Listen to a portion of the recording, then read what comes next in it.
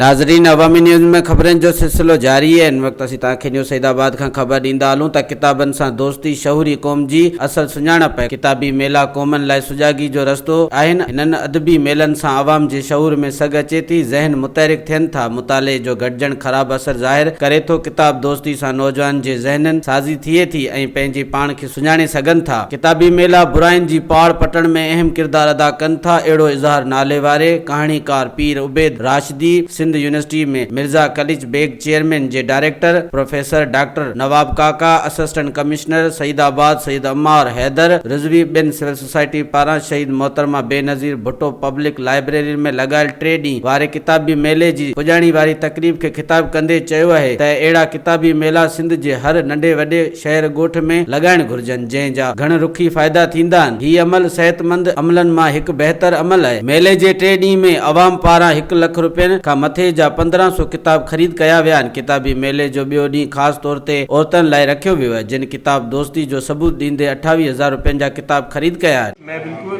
मेरी अपनी personal library है हैदराबाद के अंदर, और मैंने ये तमाम चीज़ें देखी है। पहली बात तो ये कि मैं आपको कहना चाहता हूँ, इस शहर में जहाँ मैं आजकल सर्विस कर रहा हूँ, इस शहर के अंदर अगर कोई भी ऐसा नौजवान है, मैं माजी में भी इस शहर में सेमिनार्स करता रहा हूँ, अगर कोई भी ऐसा नौजवान है जो आगे बढ़ना चाहता है और आप समझते हैं कि मेरी ज़ात से उसको कोई फ़ायदा हो सकता है, तो वो आए, मुझसे मिले। इस लाइब्रेरी के अंदर भी हम कैरियर काउंसलिंग के कई प्रोग्राम कर चुके हैं। जो